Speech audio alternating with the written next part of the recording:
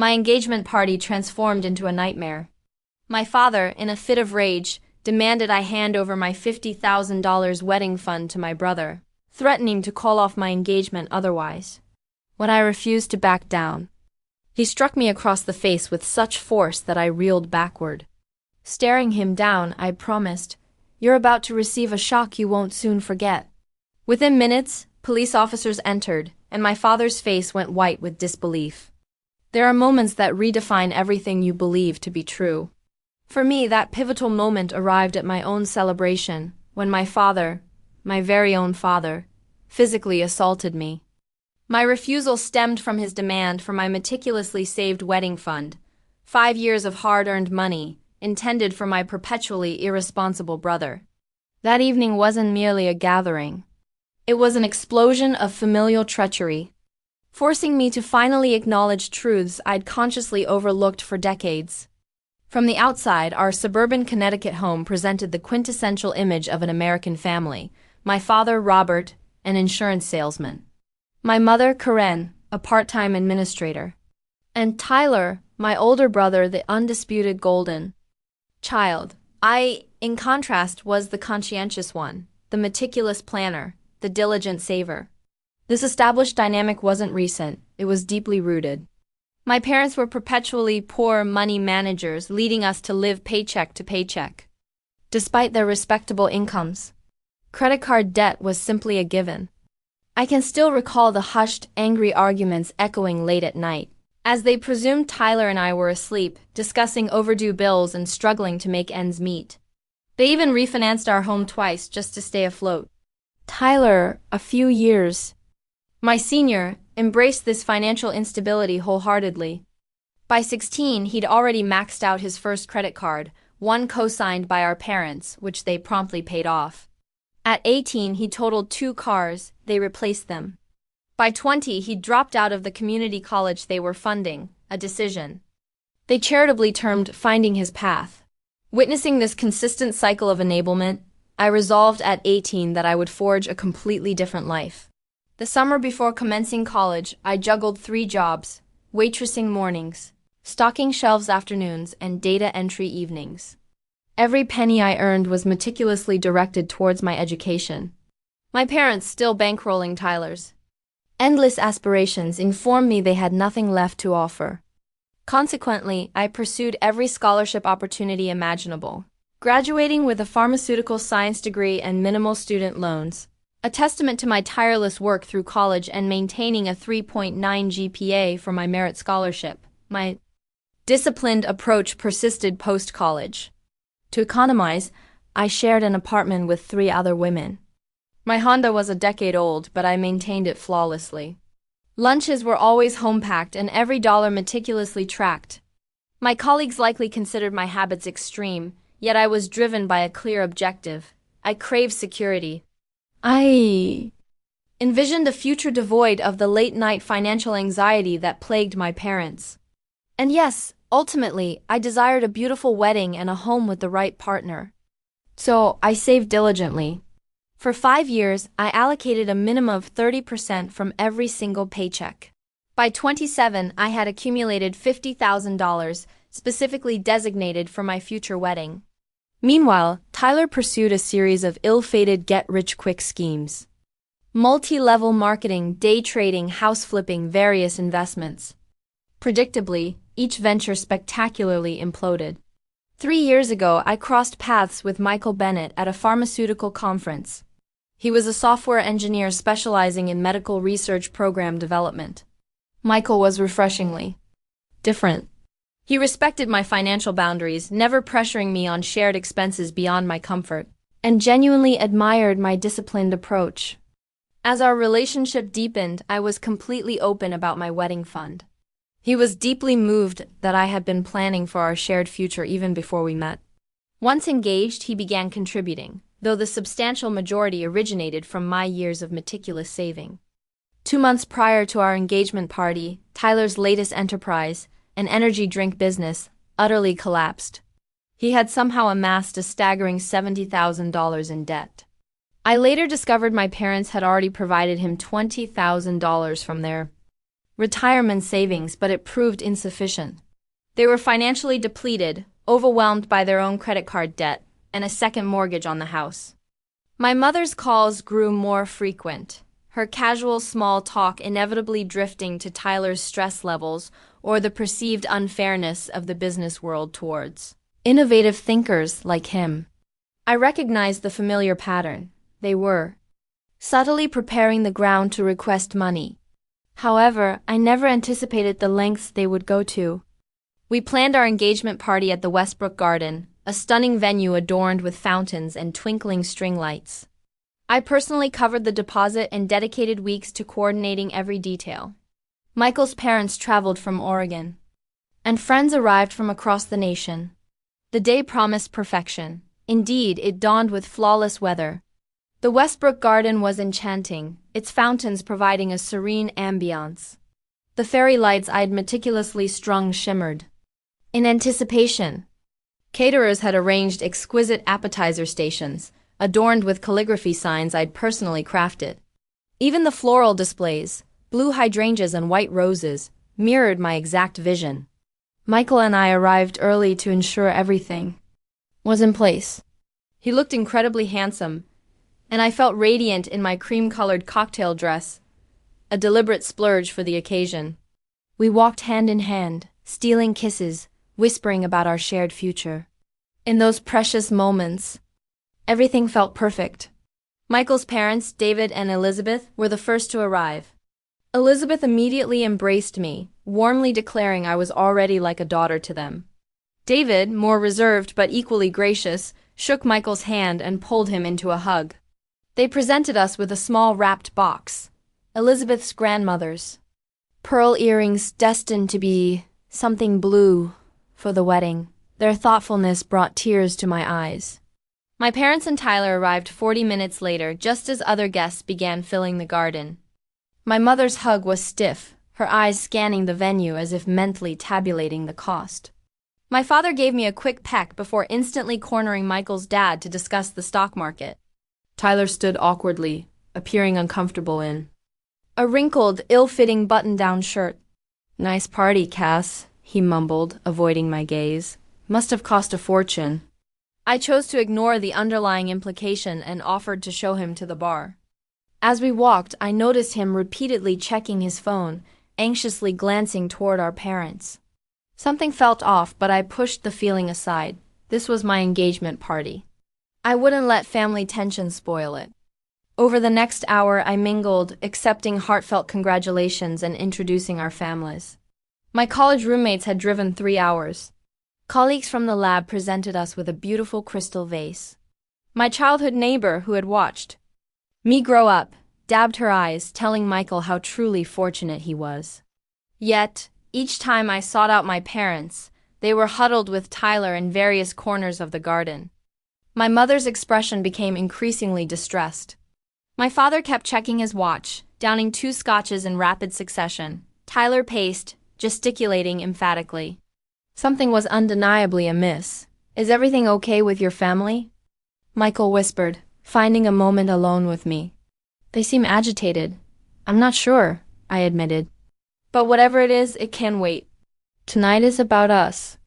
At 8 p.m., Michael clinked his glass for attention. The garden fell silent as he began his toast. He recounted how we met, our memorable first date, and how he knew I was special when I laughed after he spilled wine on my white blouse. He spoke of our shared values, our aspirations. Then he knelt once more, even though we were already engaged, and asked me to marry him in front of all our cherished loved ones. The crowd erupted in applause as he slid the ring onto my finger and kissed me. For that perfect moment, everything else genuinely faded away. I was happier than I had ever been. After the toast, friends shared anecdotes and well wishes. Michael's best friend recalled his ecstatic phone call after our first date, certain he'd met his future wife. My best friend Heather shared how she'd never seen me as happy as I'd been with Michael. The joy permeating the garden was palpable. As the night progressed and dinner was about to be served, a firm hand gripped my elbow. My father was steering me toward a secluded alcove, away from the main party. My mother and Tyler followed closely behind. Michael was across the garden, engrossed in conversation. "We need to talk," my father stated, his voice tight. The look in his eyes made my stomach churn. This was not going to be good. I allowed myself to be led, already sensing the evening's happiness draining away. "Cassandra, we need your help," my father began, his voice uncharacteristically humble. Tyler "Is in serious trouble." I looked between them, my father's forced smile, my mother's tearful eyes, Tyler's sullen expression. I'd witnessed this tableau countless times before. What kind of trouble? I asked, already dreading the answer. "The business fell apart," Tyler mumbled, staring at his shoes. "I owe some people a lot of money. Like they're threatening me kind of money." My mother stepped forward, clutching my hands. "Sweetie, we know about your wedding fund." The pieces clicked into place. A cold dread spread through my chest. "No," I said firmly. "Absolutely not." "Just listen," my father said, his tone hardening. "Tyler needs $50,000 to pay off these guys. These aren't people you mess with. He could get hurt. And what about my wedding?" I shot back. "The one I've been saving for since before I even met Michael." I pulled my hands away from my mother's. "Grasp, you can have a simple wedding," my mother suggested, as if offering a reasonable compromise. "Or postpone it a year while you save up again." "You're good at saving." I couldn't believe what I was hearing. "I've been saving for 5 years, Mom. 5 years of extra shifts and skipped vacations. That money is for my future. Family comes first." My father's voice rose. "Tyler would do the same for you." I actually laughed. No, he wouldn't. He's never saved a dime in his life. "And he's never paid back a single loan you've given him." Tyler's face darkened. "That's not fair, Cass. I've had bad luck." "Bad luck?" I retorted, my own voice rising. "You've had nothing but chances and bailouts. I worked for everything I have." I could see nearby guests starting to notice our huddle, the rising tension. Heather caught my eye from across the garden, her expression concerned. I shook my head slightly, not wanting to create a scene. "Look," I said more quietly. "I'm sorry you're in trouble, Tyler, but that money is spoken. For Michael and I have already put deposits down on venues. We've been planning our life together." My father stepped closer, lowering his voice to a dangerous whisper. "These people Tyler owes, they're serious businessmen with connections. If he doesn't pay, they'll come after him. They might come after all of us. Is your fancy wedding worth your brother's safety? Worth your mother's peace of mind?" The emotional manipulation was so transparent it made me furious. "If it's that serious, go to the police." "We can't," Tyler interjected quickly. "There are contracts. I signed things." Of course he had. I took a deep breath. "My answer is no. I'm not giving you my wedding fund. Now, if you'll excuse me, I have guests to attend to." I tried to step around them, but my father blocked my path. His face was flushed, and the smell of scotch was strong on his breath. "You selfish little princess," he hissed. "After everything we've done for you." "What exactly have you done for me, Dad?" "You didn't pay for my education. You didn't help with my first apartment. You've never even asked about my career unless you needed to borrow money." My mother gasped. "How can you say that?" "We gave you everything." "No, you gave Tyler everything." "I worked for what I have." By now, several guests had definitely noticed. From the corner of my eye, I saw Michael making his way towards us, concern etched on his face. My father grabbed my wrist. "You listen to me. You're going to write a check to your brother tonight, right now, or this engagement is off." I wrenched my arm away. "You don't get to decide that. This is my life, my money, and my choice. You ungrateful little brat." His words slurring slightly. "After all, we've sacrificed for you." Gasps came from nearby guests who could now clearly hear us. My mother was crying openly, making no move to defuse the situation. Tyler just stood there looking both embarrassed and expectant, as if he still believed I might give in. "I'm not giving you my money," I stated firmly. "Not now, not ever. Now please, let's not ruin this night." What happened next seemed to unfold in slow motion. My father's face contorted with rage. His right hand came up and swung toward me in a wide arc. The crack of his palm against my cheek echoed through the suddenly silent garden. The force knocked me backward and I stumbled against a decorative column. The shock was overwhelming. My father had never hit me before, not once in 27 years. My cheek burned and I tasted blood where my teeth had cut the inside of my mouth. The entire party froze. 70 pairs of eyes witnessed my humiliation. Michael's parents stood with their mouths open in horror. Heather had her phone in her hand and I realized dimly that she had recorded the whole thing. Michael reached us in seconds, putting himself squarely between me and my father. "Don't you ever touch her again," he said, his voice shaking with pure fury. My father seemed momentarily stunned by his own actions but quickly recovered. "This "Is family business. Stay out of it." I straightened up, touching my cheek gingerly. A strange, cold calm settled over me. I looked my father directly in the eyes. "You're about to get a surprise you'll never forget," I said quietly. Then I walked past him toward the garden exit, pulling out my phone. Behind me, I heard my mother calling my name, Michael telling my father he needed to leave, and Tyler trying to defend our father, saying I had provoked him. With trembling fingers, I dialed 911. 911, what's your emergency? The dispatcher's calm voice contrasted sharply with the chaos behind me. "I'd like to report an assault," I said, my own voice surprisingly steady at the Westbrook Garden. My father just slapped me across the face in front of 70 witnesses. "I'm safe now, but I'd like officers to come." As I gave the dispatcher the details, I watched the scene in the garden through the decorative wrought iron fence. Michael was still standing protectively between my family and the guests, his parents flanking him like sentinels. My father was gesturing wildly, his face purple with rage. My mother was crying into her hands, and Tyler looked like he wanted to disappear. The other guests stood in awkward clusters, some openly staring, others pretending to be engaged in conversation while stealing glances at the drama. Heather broke away from the crowd and hurried toward me. "Are you okay?" she asked, showing me her phone. "I got it all on video. Every word, the slap, everything." I nodded, feeling strangely detached. "I just called the police." Heather's eyes widened. "Good. That was assault, Cass. In front of everyone." She pulled me into a hug. "I'm so sorry this happened." Michael spotted us and came over, his face a mask of concern. "The caterers are serving dinner to try and normalize things," he said. "My dad kicked your family out of the main garden area. They're by the front entrance now." He gently touched my cheek, which was still bright red. "We should get some ice for that." I leaned into his touch. "The police are coming," he nodded without hesitation. "Good. I'll support whatever you want to do." This was why I loved him. No questioning, no trying to talk me out of it. Just unwavering support. We could hear sirens in the distance. My father must have heard them too because he suddenly appeared at the garden entrance, my mother and Tyler trailing behind him. "You called the police!" he shouted, his voice slurring more noticeably now. "Over a little family disagreement? Have you lost your mind?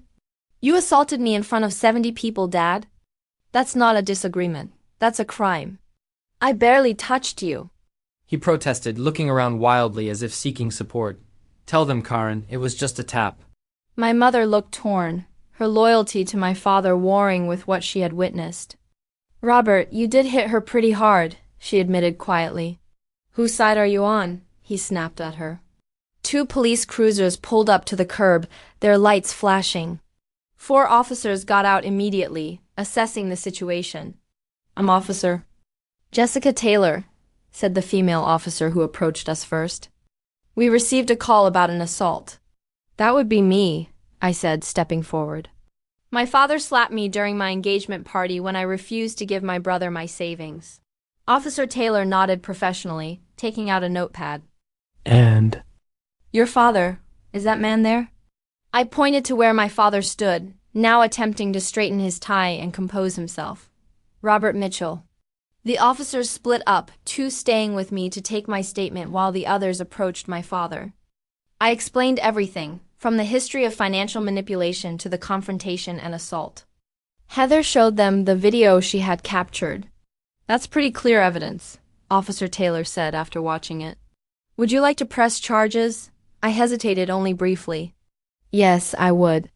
Across the way, I could see my father becoming increasingly agitated as the officers spoke to him. His voice carried across the garden entrance. This is ridiculous. A father can't discipline his daughter anymore. She's trying to let her brother suffer when she has the means to help him. One of the officers was speaking into his radio, and I caught fragments about visible intoxication and combative behavior. There's something else you should know, I told Officer Taylor. I had security cameras installed around the garden for the event. The venue manager helped me set them up because we have gifts and personal items here. They should have captured everything from multiple angles. Officer Taylor raised her eyebrows, impressed. That was smart planning. Can we access that footage? I nodded and waved over the venue manager who had been hovering nearby. He quickly confirmed that the security system had been recording all evening and led 2 officers to the control room. My father's face, when he realized there were security cameras, was a mix of shock and fear. For the first time that evening, he seemed to understand the gravity of what he had done. While we waited for the officers to review the footage, Michael brought me an ice pack for my cheek. His parents assured me they didn't blame me for the disruption and were appalled by my father's behavior. No one should be treated that way, Elizabeth said firmly, especially not by family. About 15 minutes later, Officer Taylor returned with her partner. The footage confirms your account, she said. We're going to take your father into custody for assault. As if on cue, the other officers approached my father, who had been sitting sullenly on a decorative bench. When they asked him to stand and put his hands behind his back, he exploded. This is insane. She's my daughter. I paid for her to be born. I put clothes on her back. You can't arrest me for disciplining my own child. Sir, your daughter is 27 years old, one officer said calmly. And striking another adult is assault, regardless of your relationship. As they handcuffed him, my father's face turned to me with a look of pure betrayal. How could you do this to your own father, for money? It's not about the money, Dad, I replied loud enough for him to hear. It's about respect and boundaries and the fact that you thought it was okay to hit me because I wouldn't do what you wanted. As they led him toward the police car, he suddenly blurted out, the debt collectors will come after all of us. They know where you live, Cassandra. They know where you work. Officer Taylor paused. What debt collectors would these be, sir? My father clamped his mouth shut, suddenly realizing he had said too much. But Tyler, perhaps seeing an opportunity to shift blame, jumped in. Just some guys Dad borrowed money from for my business. They're kind of in the gambling world. The officers exchanged meaningful glances. We're going to need more information about that, one said, as my father was placed in the back of the police car. The reality of what had just happened began to sink in. My own father was being arrested at my engagement party. The celebration was ruined, and apparently there was an even darker secret involving illegal gambling debts. My mother approached me cautiously, her mascara streaked down her cheeks. Please, Cassandra, drop the charges. He didn't mean it. He's just desperate because of the money. These men have threatened him. What money, Mom? What has Dad gotten himself into? She looked away. I don't know all the details. He's been borrowing to help Tyler, but also to cover some betting losses. It got out of hand. I shook my head in disbelief. So this isn't even just about Tyler's business failing. Dad has a gambling problem too. It's not a problem, she insisted weakly. He just had some bad luck. The familiar refrain made me want to scream. Bad luck isn't a pattern that lasts decades, Mom. That's called consequences. As the police cars drove away with my father, and the remaining officers continued to take statements, I looked around at the beautiful garden that was supposed to host one of the happiest nights of my life. The fairy lights still twinkled. The fountain still burbled peacefully, but everything had changed. Michael put his arm around me. What do you want to do now? He asked gently. I leaned into him, suddenly exhausted. I want to thank everyone for coming, apologize for the drama, and go home. This party is over. The week following my engagement party was a blur of police statements, tearful phone calls from my mother, and awkward explanations to friends and colleagues who had witnessed the debacle. Michael took time off work to support me, fielding calls and helping me process the shock. 3 days after the arrest, Officer Taylor called me with disturbing news. The investigation into my father's gambling debts had uncovered a pattern of illegal activity stretching back almost a decade. "Your father has been involved with an underground gambling ring," she explained carefully, not just as a patron but helping to recruit new players and taking a cut of the profits. "That's how he's been supplementing his income to bail out your brother's failed businesses." I sat heavily on my couch, phone pressed to my ear. "Are you saying my father is part of some kind of organized crime?" "I wouldn't go that far," Officer Taylor said diplomatically. "But he's definitely been operating in a gray area of the law for some time.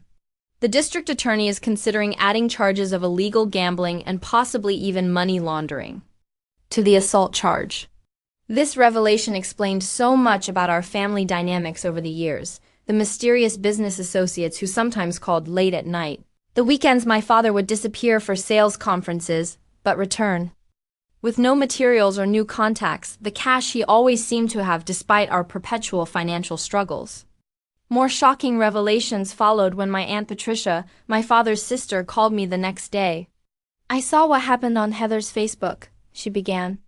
"I'm so sorry, Cassandra, but I need to tell you something that might help make sense of all this." She proceeded to tell me that my father had borrowed $15,000 from her 3 years ago, claiming it was for my graduate school expenses. I had never attended graduate school. The money had likely gone to Tyler's failed food truck venture that year. "I always wondered why you never thanked me for helping with your education," Aunt Patricia said. "Now I understand you never knew." This call triggered an avalanche of similar revelations. My father's brother had invested $10,000 in a business opportunity that my father had presented as my first home down payment. My grandmother had contributed $5,000 to what she thought was a medical procedure I needed that wasn't covered by insurance. Even my cousin had loaned my father $3,000 for what he believed was a car repair after I had supposedly been in an accident. All told, my father had stolen nearly $40,000 from our extended family by using my name and fictional needs as the pretense. No wonder they had seemed so cold to me at family gatherings in recent years. They thought I had taken their money without so much as a thank you. I was devastated and humiliated. Not only had my father been stealing using my identity, but he had also been tarnishing my reputation within the family for years. When I called each relative to explain and apologize, most were understanding, but the damage to our relationships would take time to repair. Meanwhile, Tyler was facing his own reckoning. With my father in legal trouble and my mother frantically trying to secure a lawyer she couldn't afford, Tyler was suddenly without his safety net. His creditors were calling and there was no parental bailout coming this time. He showed up at my apartment unannounced 5 days after the engagement party, looking haggard and desperate. "Can we talk?" he asked when I opened the door. I hesitated, then stepped aside to let him in, leaving the door open. Michael was due back with dinner any minute, and I wasn't comfortable being alone with any family member right now. Tyler paced my small living room, running his hands through his unwashed hair. "This is all such a mess, Cass. Dad's lawyer says he could face serious jail time. Mom's a wreck, and these guys I owe money to are getting really impatient." "What do you want from me, Tyler?" I asked tiredly. "I've already told you I'm not giving you my wedding fund." I know, he said quickly, "and I get it now. I really do. But maybe you could loan me just enough to make a good faith payment, like $5,000, just to buy me some time to figure things out." I stared at him in disbelief. "Are you serious right now? After everything that's happened? I'm desperate here," he exclaimed. "These aren't nice people, Cassandra. They've started calling Mom too, showing up at her house." "Then go to the police," I suggested, not for the first time. "I can't." He looked genuinely frightened. Dad wasn't just helping me with money. He was introducing me to investors. Turns out some of those investors were using the business to launder money. If I go to the police, I could be implicated too. I felt a cold wave of realization. Were You involved in Dad's gambling operation. Tyler wouldn't meet my eyes. Not directly. I just knew about it and sometimes let them use my business accounts to move money around. I didn't ask questions. Oh my God, I sank onto my couch. Our entire family is criminal. Not you, Tyler said with a hint of bitterness. Perfect, Cassandra. Always following the rules. Before I could respond, Michael arrived with takeout bags. He assessed the situation quickly, setting the food down and coming to stand beside me. Everything okay here? He asked, his tone making it clear he was ready to ask Tyler to leave if necessary. Tyler was just explaining how he and Dad were involved in money laundering, I said, too exhausted for subtlety. Michael's eyebrows shot up. I think it's time for you to go, he told Tyler firmly. Fine. Tyler headed for the door, then turned back. For what it's worth, I am sorry about what happened at your party. Dad was way out of line. He paused. But you could have just helped family, Cass. That's what we're supposed to do for each other. After he left, I broke down in Michael's arms. The weight of all the revelations, the betrayal, the public humiliation, and the destruction of what family meant to me came crashing down at once. I don't even know who they are anymore, I sobbed. Everything I thought about my childhood, about our family dynamics, it was all built on lies and manipulation. Michael held me tightly. I'm so sorry, Cassandra. No one deserves this. Later. That evening, my phone lit up with a text from my mother. Your father's bail is set at $25,000. We don't have it. Please help us. He doesn't belong in jail. I showed the message to Michael, who shook his head in amazement. They're still trying to get your money, just in a different way now. I turned off my phone and curled up next to the man who had stood by me through this nightmare. I need some distance from all of them, I decided. At least until I can figure out what kind of relationship is even possible going forward. The next day, I contacted a therapist who specialized in family trauma. As I sat in Dr. Rachel Simmons's office explaining the tangled web of financial abuse, emotional manipulation, and shattered trust, she listened attentively before offering her perspective. What you're describing is a dysfunctional family system. That's been in place for decades, she explained. Your father and brother as the takers, your mother as the enabler, and you as the responsible one who's expected to pick up the pieces. Breaking free from that system is difficult because it disrupts everyone's established roles. I just can't believe I never saw it clearly until now, I admitted. Sometimes it takes a catastrophic event to see patterns that have been normalized. Throughout your life, Dr. Simmons said. The question now is, what boundaries do you need to set going forward? It was a question I would spend the next several months trying to answer. The criminal case against my father moved forward with unexpected speed. With video evidence of the assault and multiple witness statements, the prosecutor had a strong case.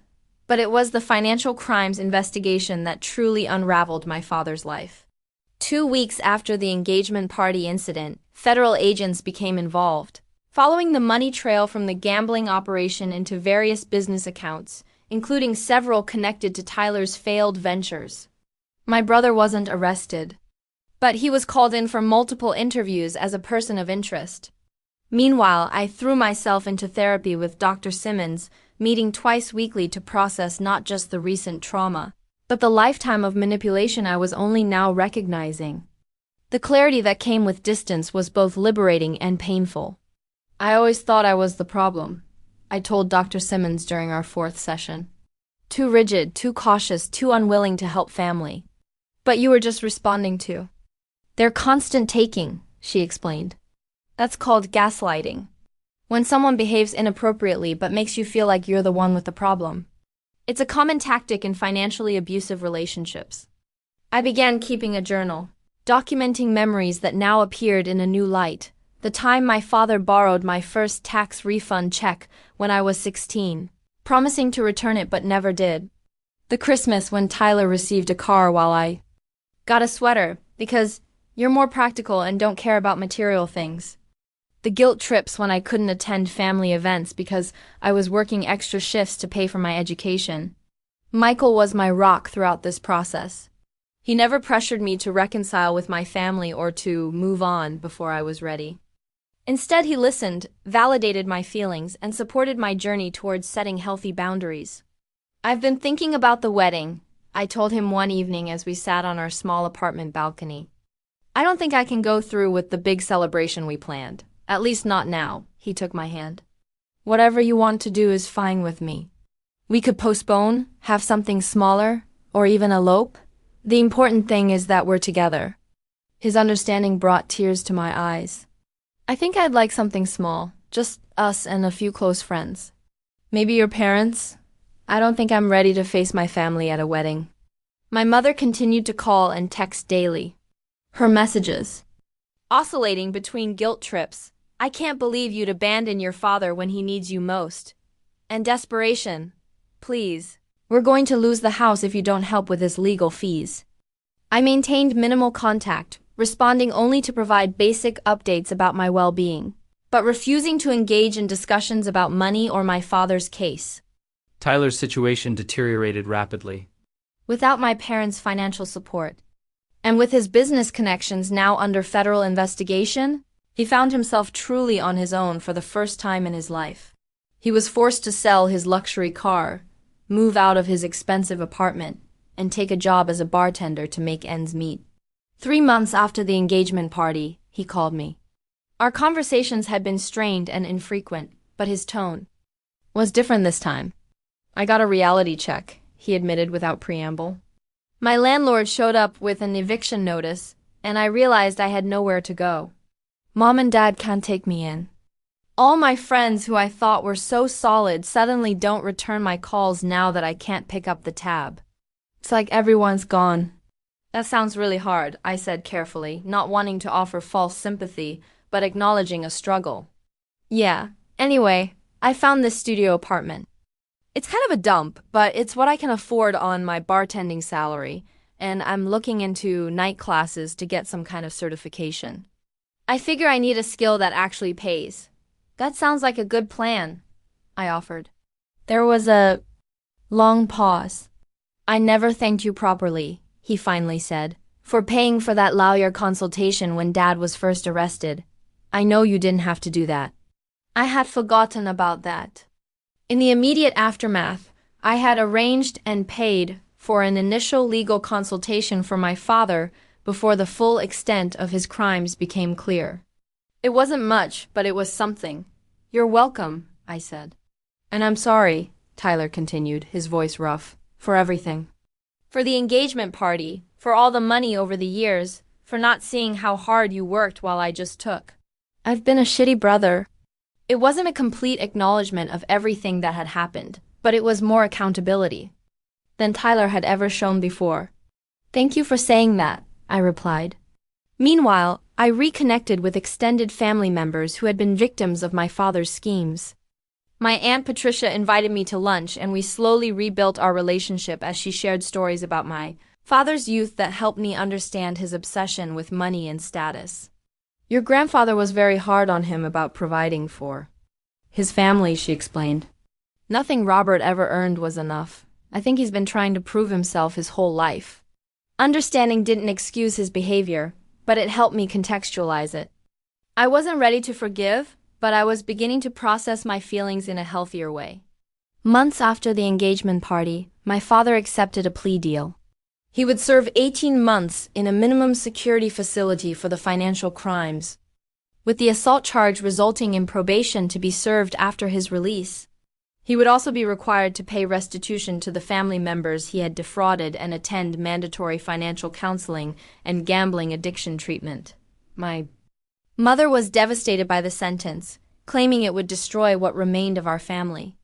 She had maintained her stance as my father's defender throughout the proceedings, minimizing his actions and placing blame on everyone from the prosecutors to Tyler's business partners to me for overreacting to the slap.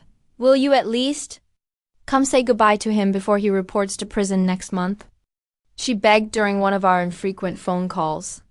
I considered it carefully, discussing the request with Dr. Simmons. I think I need closure, I decided. Not for him, but for me. The meeting at my parents' house was tense and awkward. My father looked older than his 58 years, his face lined with stress and defeat. My mother hovered anxiously, repeatedly offering coffee and cookies as if we were having a normal family visit. "Thank you for coming," my father said stiffly when we were finally seated in the living room. "Your mother thought it was important." I waited, hoping for an apology and acknowledgement. Anything that would indicate genuine remorse. But my father just sat there looking uncomfortable and slightly resentful. "Is there something you wanted to say to me?" I finally asked. He shifted in his seat. "I'm sorry things got so out of hand at your party. I was under a lot of pressure." It wasn't a real apology, just another excuse. I nodded, accepting that this was probably the best I would get. "I hope the counseling helps," I said. "And I hope when you come home, you'll have found healthier ways to deal with pressure." As Michael and I left, my mother followed us to the door. "He really is sorry," she insisted. "He just doesn't know how to say it." "I know, Mom," I said, giving her a brief hug. "Take care of yourself while he's gone." "Okay, focus on your own." Healing. In the car, Michael asked if I was all right. Actually, yes, I realized. I didn't get the apology I wanted, but I don't need it anymore. I know who they are now. I know who I am, and I know the kind of life and family I want to build going forward. That evening, we revisited our wedding plans. We decided on a small ceremony in a botanic garden with just 30 guests, including Michael's family and our closest friends. We would use part of my wedding fund for the celebration, put another portion toward a down payment on a small house, and use the remainder for therapy and building our new life together. "Are you sure?" Michael asked. "That money was for your dream wedding," I smiled, feeling more certain than I had in months. "Dreams change. I don't need a fancy party to prove anything anymore. I just need us building something healthy and real together." As we finalized our new wedding date, I felt a weight lift. For the first time since the engagement party disaster, I was looking forward to the future again. 6 months after the engagement party that changed everything, Michael and I stood hand in hand in the Riverside Botanic Garden, surrounded by 30 of our most trusted friends and family members. The October afternoon was crisp and bright, with maple leaves in vibrant shades of red and gold creating a natural canopy above us. I wore a simple ivory sheath dress that cost a fraction of the elaborate gown I had originally planned. Michael was handsome in a charcoal suit with a blue tie that matched the late-season hydrangeas in my bouquet. As we exchanged vows, I felt none of the anxiety that had plagued me in the weeks following my father's arrest. Instead, I was filled with a calm certainty that I was exactly where I belonged, with exactly the right person. Michael's parents had been incredibly supportive throughout our reimagined wedding planning. Elizabeth had helped me find my dress during a weekend shopping trip that became a healing experience in itself. David had insisted on contributing to our honeymoon, a week-long trip to a quiet coastal town rather than the European tour we'd originally discussed. "We're so proud of both of you," Elizabeth whispered as she embraced me after the ceremony. "The way you've handled everything shows. What a strong foundation you have." My mother attended the wedding alone, dressed conservatively and keeping mostly to herself. She had been making efforts to rebuild our relationship, attending 3 family therapy sessions with me and Dr. Simmons, while progress was slow. She had begun to acknowledge her role as an enabler in our family's dysfunction. "You look beautiful," she told me during our mother-daughter dance, which had replaced the traditional father-daughter dance. "I'm trying to understand your choices better. Dr. Simmons is helping me see things differently." My father, 2 months into his 18-month sentence, had sent a brief note of congratulations via my mother. I had read it once, acknowledging the small step it represented, and then tucked it away. His journey toward accountability would be long, and I was no longer waiting for his approval or validation. Tyler had surprised me by declining his invitation to the wedding. "I don't think I'd make things better by being there," he had explained during one of our now monthly phone calls. "I'm still working on my stuff, and this day should be happy for you." It was perhaps the most mature decision my brother had ever made, and I respected him for it.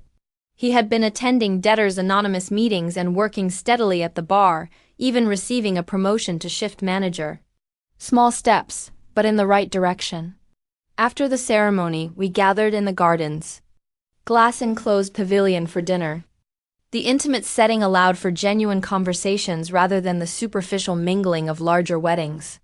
Heather, who had stood beside me as my maid of honor, clinked her glass for a toast. "I've known Cassandra since college," she began. "She's always been the most determined, disciplined person I know. But this past year, I've seen a new kind of strength in her. A strength to stand up for herself, to redefine family on her own terms, and to choose joy even after betrayal." She raised her glass. "To Cassandra and Michael, may your marriage be built on the incredible foundation of respect, honesty, and true partnership that you've already established."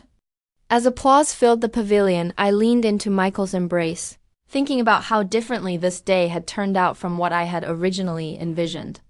The elaborate venue, extensive guest list, and lavish details I had once thought essential had fallen away, revealing what truly mattered: commitment, integrity, and authentic connection. Some of my wedding fund had indeed gone to therapy sessions, both individual and family. Another portion had been set aside as a down payment on the modest 3-bedroom house we had closed on last month.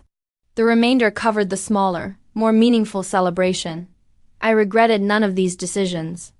During the months of healing and rebuilding, I had connected with other survivors of family financial abuse through an online support group recommended by Dr. Simmons. Their stories helped me realize how common this pattern was and how difficult it could be to break free from family expectations, especially for women.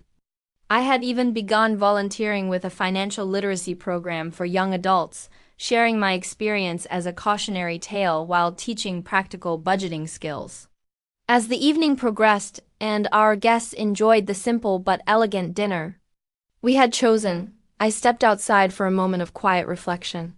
The botanical garden was peaceful at dusk, with pathways lit by subtle ground lighting and the last rays of sun filtering through the trees. Michael found me there a few minutes later, draping his jacket around my shoulders against the October chill. "Any regrets?" he asked softly. I turned to look at him, this man who had stood by me through the most challenging year of my life. "Not one," I answered honestly.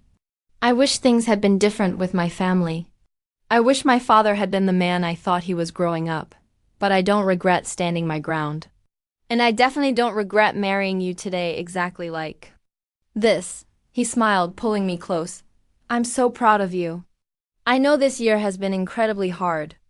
"It has," I acknowledged, "but it's also been clarifying. I know now that respect can be bought. Boundaries aren't selfish, and real love doesn't come with financial strings attached." We returned to our reception where our chosen family awaited. My colleague from the lab had brought her homemade tiramisu instead of a store-bought gift. Michael's college roommate was teaching his grandparents how to do the Macarena, resulting in peals of laughter. My mother was engaged in what appeared to be a genuine conversation with Elizabeth, perhaps finding common ground as mothers-in-law. This was what family could be, I realized.